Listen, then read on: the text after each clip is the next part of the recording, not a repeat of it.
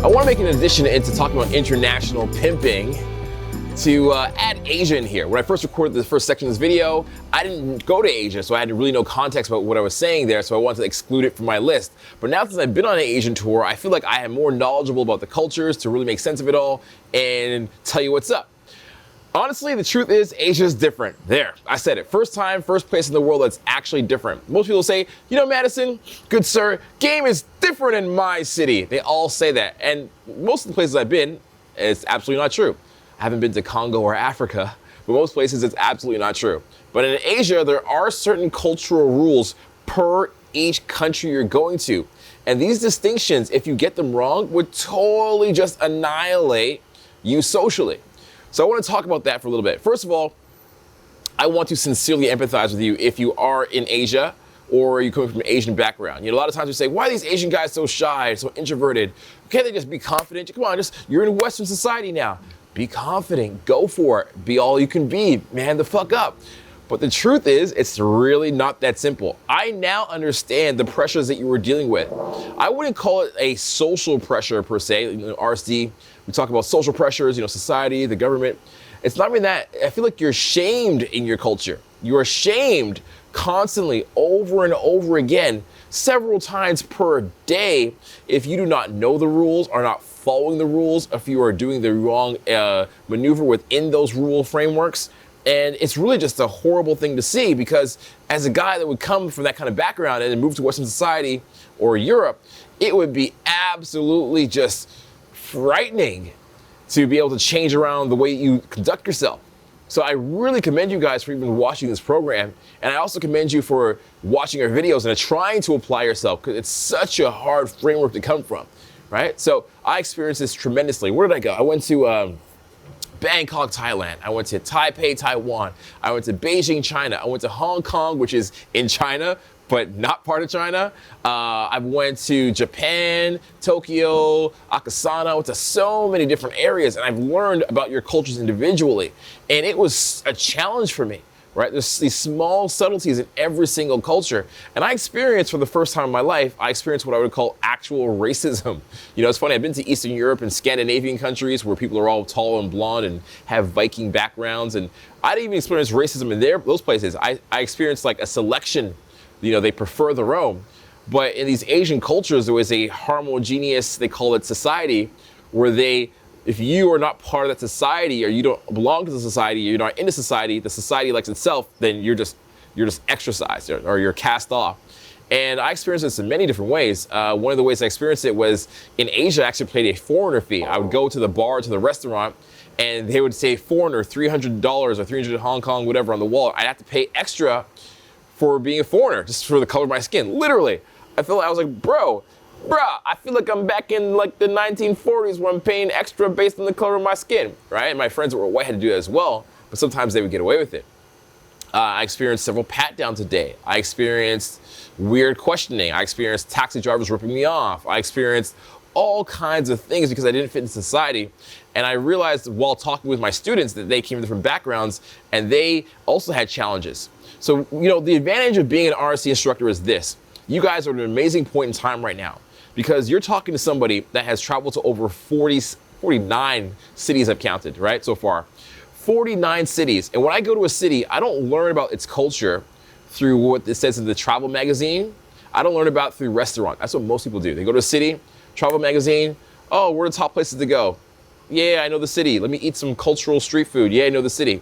I learn the city based on what's happening in that present moment, in that day. How are people actually treating each other in this day and age? They did 10 years ago when the book was written, but now, right now. And I go into a city and I meet 400, 500 people a week. At my free tours, I'm meeting 100, 200 guys, and then I'm getting all of their stories and experiences. And I do a hot seat. I'm getting all of their stories and experiences. And then I'm going out to the club with them, and I'm seeing how girls react to me. Right, as a African-American, quote, unquote, I'm not even American, but whatever. I see how girls react to me. And I bring my Taiwanese guy in and I see how girls react to him when he's in Japan. Then I bring my Japan guy into Japan, I see how they react to him. I'm cross-referencing all this. So the amount of calculations that are going into these assumptions are not just like vague assumptions. They're learned off of the reference experiences that I have myself, the students, and so on. Now, the first place was Taipei, Taiwan, which is a very interesting culture. Why? Because it's an island off the shore of China. So it's not Chinese, but it has Chinese cultures and influences and even speaks Chinese language. So you go to this place and it's kind of got its own identity, its own culture, but yet the people aren't really the same as Chinese people. You know, they see themselves a little bit differently, individuals, and just a different regard. Now, the clubs there are very interesting because it's my first experience in Asia. And in those clubs, you would see a lot of tables. And this is a theme all throughout Asia, okay? In Asian culture, what we observed, it would be very rude to speak to somebody. Like, if you're speaking to somebody, it's like, oh, why are you speaking to me? Why are you talking to me? Like, what's wrong? And the fact that you would engage somebody, even if you would do it right, their natural tendency would be to break that conversation right away. Break the conversation, break the eye contact, and just leave. It wasn't even like, you know, in Western society, we call it an indicator of disinterest. That's like, you know, the LA look, where a girl looks at you, she goes, ugh. That's like LA look. But in the Asian culture, you're not even lucky enough to get an indicator of disinterest. You just don't get an indicator at all. No indicator whatsoever. And you're like, okay, what's going on here? And the girls were just like totally just not even acknowledging your presence. I had this one guy who's a British guy, and what he would do is he tried to bow in order to work into the girl's reality of how social communication can be. So he'd walk up to her and go, hey, hi, nice to meet you. You know, ni hao, ni hao, ni hao. And the girls would like accept it, but he'd lose all value. So it is a really strange thing. So what we observed there when we went to the clubs, that everybody stays in these small little knit groups. Now it's very interesting because the clubs aren't like Western clubs where there's huge tables that are like 15 feet by 15 feet. There's a few of those, but that's not the general look and feel. The general look and feel is you have these little small tables that are maybe like 1 foot by like a foot and a half. And there are just so many of them. They're set up like rows. If you ever seen the movie The Matrix, it's like how the humans are stored as batteries, just like rows and rows and rows as far as the eye can see in a club. And when you're there, you're like, okay, what's going on here? And they put these tables so close together because people are not able to socialize in the culture until they get drunk. So if they get drunk and they accidentally bump into somebody, it's like, oh shit, now I'm having a conversation by accident, right? It's like they want the approach to have no intent. I'll go out to a club and I'll drink. But I won't socialize. No socializing for me. Unless I get drunk and I accidentally bump into a stranger and then I can have a conversation with them. So it's a little bit strange there, but that's what we observed.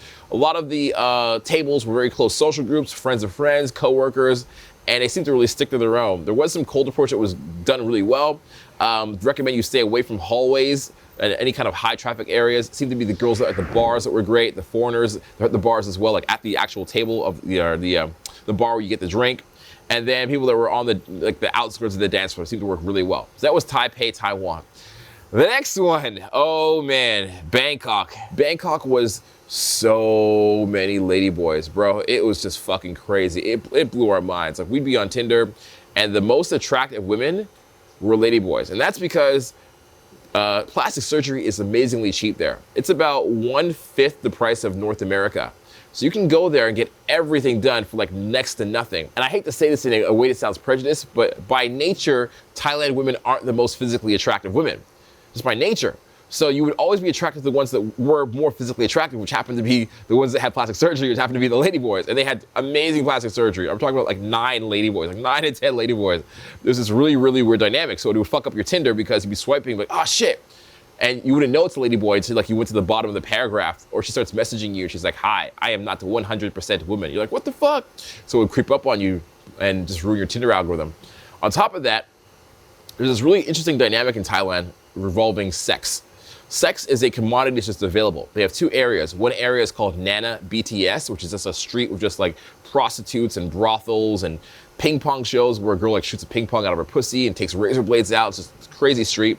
And you have another one that's more ghetto that's called Soy Cowboy, okay? And in that area, it's just like grimy. It's just like, dude, I saw like children in the street on cardboard boxes. Like I saw the shit that was just shook me to the fucking core. Just like the grimiest shit I've ever seen in my life. Was just totally disgusting, okay?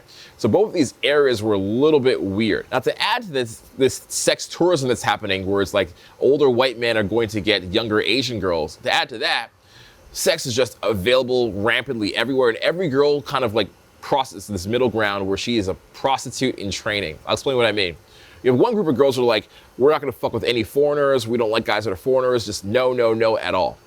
And this other group of girls who are like, just straight up, like we're prostitutes. We have jobs. It's really strange. They have jobs. They work in the office or maybe for a magazine, but they're like, they hustle and they prostitute on the side on weekends just for extra money. Because why not? Because like their currency is so cheap, they're just gonna prostitute themselves. Then there's this weird middle in-between ground. Okay, and in this middle in-between ground, so we're the girl who's like an occasional prostitute, which is very strange. So you meet a girl, she'll like you, and you might meet her on Tinder, you might meet her in the club, she'll like you. You'll handle logistics, you'll fend off the other guys that are trying to get her. You'll seed the pool, you'll do all these things. She'll shit test you, beat it. Then you'll get in a taxi with her, and she'll be like, so 2,000 baht, boom boom. And you're like, what? Boom boom, 2,000 baht. Which is the currency there. Like, what? She's like, yeah, 2,000 baht, boom boom. And you think it's this girl who liked you, and she does like you. She honestly likes you. She's attracted to you. She finds you interesting. However, she wants money to have sex with the guy. She's like, why not?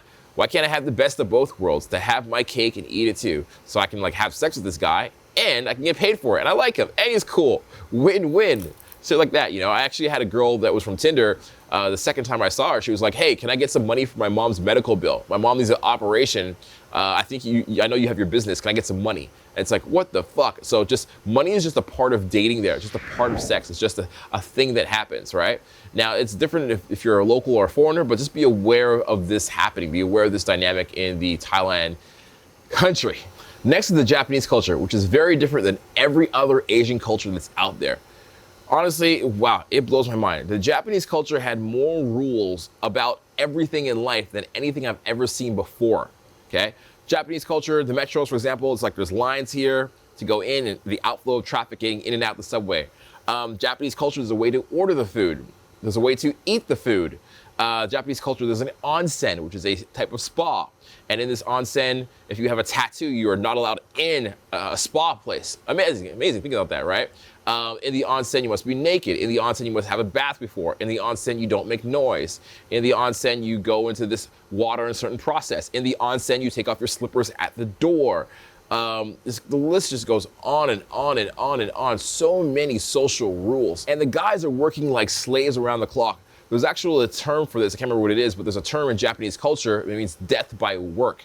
And it's happening to thousands of guys every single year. These businessmen will just jump off a building or hang themselves or die of exhaustion at their desk. And I saw this in real life. I saw guys at like 11 o'clock at night, 11:30, finally going home, like in suits, drones of them, hundreds of them in the street. And it was crazy. So because of this, the guys are committed to their work, and they're out of touch with what it means to talk to a woman. They have no clue. Now, on top of that, the women, because they have so many rules, are not allowed to express their feminine energy. I remember I'd be in a metro and I'd like make eye contact with a girl, and she just shut that shit down right away. Like she's feeling her peripheral, there's eye contact, like that. Like stare at the ground, just stare at the wall, just stare at the wall. Like don't stare at him. Don't allow him to see that you've looked at him. Like it was just crazy. And they would compartmentalize all their emotions. So before she even got to the opportunity to feel an emotion for a man, she would compartmentalize her eye contact, then compartmentalize her turning of her body towards the man, and compartmentalize her thinking about the man, and then compartment, like all these steps before she got to emotion. So she shut down box number one. And it was just, it was honestly, I felt really, really just sad for everybody who was there. They have this other thing in the culture as well, where it's like these cute anime girls, these cute bubbly anime girls, like that. And I went to a porn shop. They have a porn store there that's 7 stories high. It's one of the largest sex shops in the world. And in this store, you can actually just listen to an audio on headphones of this girl's going, and it's like meant to be like audio porn of like this cute Japanese girl that doesn't exist. So you have this ideal of the men that are just working like slaves of the girl that they want, and then archetype that the girls can't fulfill. And that's why this crazy fucking porn is so like rampant there. And that's why there's so much hentai, and that's why there's so many sick Japanese dudes that are like watching like rape culture, because they're like, fuck, we're gonna fucking get them back. And it's just crazy. Honestly, it was one of the most amazing countries I've ever seen in my life. I was in Tokyo, I was in Osaka, I've been to many temples, but nobody's hooking up there. Nobody's dating. It's just one of the worst places in the world, absolutely, to game in the world. I rate it in my top 3 of worst places in the world to go. So if you plan on expanding your dating life, don't go there. If you plan on learning about culture and things like that, and just experiencing things, it's amazing. They actually have words and terminologies for foreigners to not like them. Same way I think in Chinese culture they have guai lo, which means like round eye or like wide eye. So it's a very discriminatory place, but if you do learn the culture, you do learn the language, they can be a little bit more open to you. Arigato gozaimasu. Domo, konnichiwa. So for Thailand, it was kapun kap or sawadi kap, all praises to the king. For Taiwan, it was ni hao, right? Xie xie. And for Korea, I think it was onion. I don't know if I'm pronouncing that right. Korea has some of the most attractive people in all of Asia. Everybody there is good looking. The guys are all like in turtlenecks, great jackets, good chiseled jaws, hair. The women are all elegant, soft skinned. It's like the most attractive people in all of Asia. Now, however, because everybody is so attractive, there's this weird insecurity complex. And I didn't understand it at first. For the first 4 or 5 days, I struggled with it. Then I met some guys that had one of the largest pickup companies in Asia. I think their name was Genesis, and I hang out with them, and they explained to me how the cultures work. So in Korean culture, any girl who sees a foreigner, that means a guy who is not Korean, she thinks that he's thinking badly of her. He's assuming that she's easy. He's assuming that he can get sex with her. So what that means is every girl has a very, very, very, very high anti-slut defense. Every single girl is like, gonna just shut you down right away. So it's this weird thing where the other cultures, they don't even make eye contact with you. But in the Korean culture, she'll look at you. She might even smile back. You might even get the first sentence out. You're like, sweet, it hooked. And as soon as it hooks, boom, she just walks away and it's over as soon as it hooks, which is just incredibly weird and bizarre. So you're like, why am I losing every single conversation that I have? Why is nothing hooking? Why is everything going downhill? And the truth is, it's not because you're doing anything wrong, it's just the anti-slut defense of the girls. So I'll talk a little bit more in a moment about how to resolve that when I get to my big solution part at the end of this video. Next place on the list was Hong Kong. Now, Hong Kong is very interesting. I first fell in love with Hong Kong when I was a big martial arts fan. I dealt with Bruce Lee and martial arts, and I studied that very, very deeply for 7 years. And what I realized about Hong Kong in my mind is I thought it was very Chinese. I thought it was like boats. I thought it was just an amazing experience where it was going to be like a kung fu movie. But it was exactly the opposite. Hong Kong actually was a British colony for a long time and got its independence, I think, a while ago, which means that it's like Canada, which means that it's like Australia, etc. They're the British colonies, right? So because of this British colony influence, it was a major port where a lot of foreigners have come for a very long time. A lot of people came on boats, a lot of people came for agriculture, and most importantly, business and commerce. So when you go to Hong Kong, it feels like you're in Asia, but also kind of feels like you're in Miami. It's this weird combination where there's a lot of foreigners on the street just partying it up, and they're just everywhere. Now, because of this, what happens is the girls have a defense to foreigners a little bit. Not that they don't like foreigners, but maybe they've met a foreigner in the past, and that foreigner got with them and left and never came back, and they fell in love with this foreigner guy. So their guards are a little bit up. What you'll find is a lot of success is if you date other foreigners or girls that are internationally traveled. Now in Hong Kong, you're gonna find a lot of women that are intelligent and have business degrees and have education and are entrepreneurs, etc. Because these girls have met international guys and they've also most likely studied abroad. A lot of the Asian women in Hong Kong are not born in Hong Kong. They've imported and decided to start teaching English or working there for 3 or 4 years. So you're gonna find a very eclectic mix. It feels a lot like the United States, but like an Asian version of the United States. It's kind of a strange thing to say. There is some success you can have in Hong Kong. I think out of all the Asian countries, I think Hong Kong would be one of the best, absolutely. And Korea, even though it's challenging, you could find a very beautiful woman there if you were able to stay there for several weeks. And last on the list that I went to is Beijing, China, which is just equally as bad as Japan. It's honestly, it's at the lowest. It's one of the worst places in the world. The crazy thing about Beijing is you might remember the stories at Tiananmen Square that happened, I think, in the 1940s, where there was huge rebellions against the government and there's a lot of communism. And because of that, it's what you would call a police state. Now, I didn't understand what a police state was when I first went to there, but a police state is essentially somewhere where there's police always present. You go on the metro, on the subway, and you're scanned down with wands before you go on the subway. You are going through a metal detector before you go on the subway. You go to your airport, and as you get off the airport, your bag is scanned. When you go into the airport, your bag is scanned. It's like you're just constantly checked by security. I was getting patted down 3 times a day, maybe 4, and it's just a regular part of life that people accept, but they like it because they've gotten away from communism. So in the same way that Japan has a lot of rules, Beijing, China, or mainland China, in some areas that are not countryside, also has a lot of rules.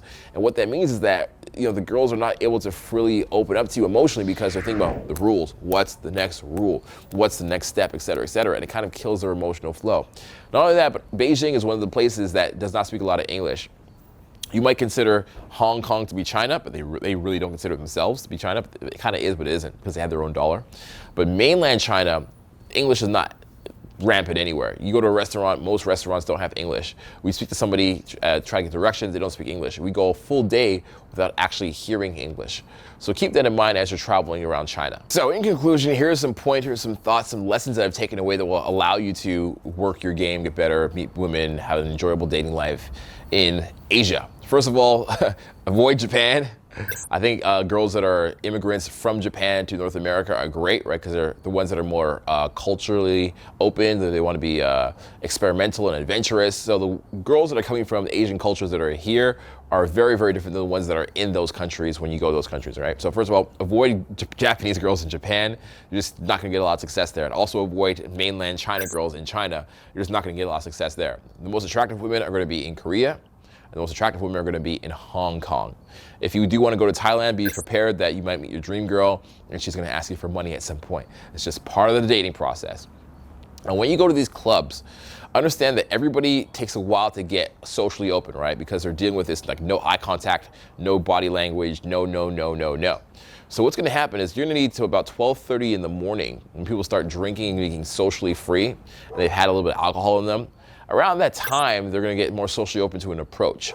So you're going to see around 12:30, they get open to an approach. Now, you don't want to wait too late because I've seen experiences where this is one club in Taipei, Taiwan called AI.